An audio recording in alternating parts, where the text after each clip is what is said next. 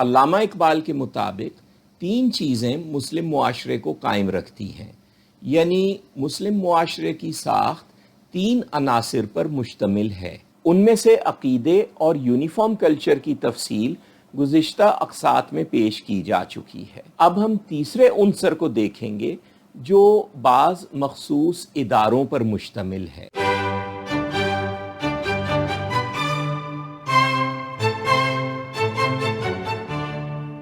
لیکن آگے بڑھنے سے پہلے مشورہ ہے کہ اگر آپ نے ابھی تک اس چینل کو سبسکرائب نہیں کیا ہے تو سبسکرائب کر کے نوٹیفیکیشن کا بٹن بھی دبائیے تاکہ آئندہ آنے والی ویڈیوز کی اطلاع آپ تک پہنچتی رہے۔ اس ویڈیو کی ڈسکرپشن بھی ضرور دیکھیے۔ علامہ اقبال کہتے ہیں کہ مسلم معاشرے کا وجود جن 3 چیزوں کی مدد سے برقرار رہتا ہے وہ عقیدے کے ساتھ ساتھ کچھ خاص قسم کے سیاسی اور قانونی ادارے اور ایک خاص قسم کی ثقافت یعنی کلچر ہیں۔ علامہ اقبال جس قسم کی ثقافت یعنی کلچر کی بات کر رہے ہیں اس کا تعارف گزشتہ قسط میں ہو چکا ہے۔ اب ہم ان سیاسی اور قانونی اداروں کو دیکھیں گے جنہیں وہ مسلم معاشرے کے وجود کے لیے ضروری قرار دیتے ہیں۔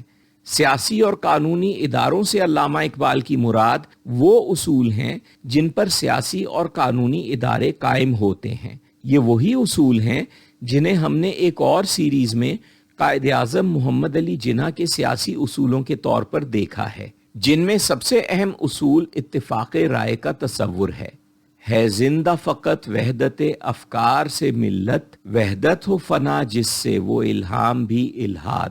ان اصولوں کو علامہ اقبال نے کامن انسٹیٹیوشنز یعنی مشترک ادارے اور عام ادارے بھی کہا ہے۔ یہ اصول 2 لحاظ سے مشترک اور عام ہیں۔ پہلی بات یہ ہے کہ چونکہ یہ اصول مذہب ہی میں سے برآمد ہوئے ہیں اس لیے یہ تمام مسلمان معاشروں کے ضمیر میں کہیں نہ کہیں ضرور موجود ہیں، خواہ جغرافیائی اعتبار سے وہ مسلم معاشرے دنیا کے کسی بھی حصے میں واقع ہوں۔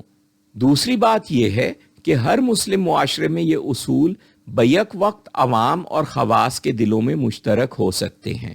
ایک مسلمان خواہ سیاست اور قانون سے واقف نہ ہو اور خواہ اس نے تعلیم بھی حاصل نہ کی ہو، تب بھی یہ اصول قدرتی طور پر اس کے دل میں موجود ہو سکتے ہیں، کیونکہ یہ تمام اصول اسی مذہبی عقیدے سے برآمد ہوئے ہیں جو مذہبی عقیدہ ہر مسلمان کے دل میں موجود ہے۔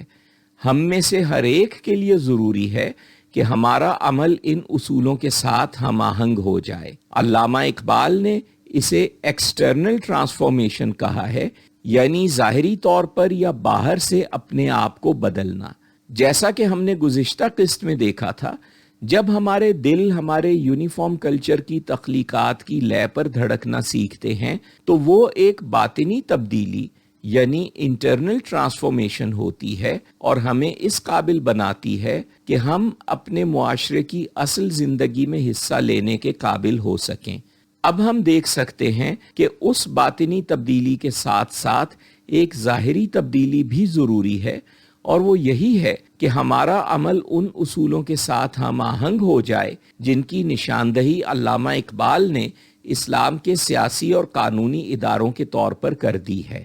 جب تک ہم اپنے آپ میں یہ تبدیلی نہیں لائیں گے کہ ہمارا عمل ان اصولوں کے ساتھ ہم آہنگ ہونے لگے، اس وقت تک ہم اپنے معاشرے کی اصل زندگی میں حصہ لینے کے قابل نہیں ہو سکیں گے۔ یعنی ہم اپنی مرضی اپنی قوم سے منوانے کی کوشش کرتے رہیں گے اور ہم میں یہ سلیقہ پیدا نہیں ہوگا کہ ہم قوم کی مرضی معلوم کر سکیں اور اسے پورا کر سکیں۔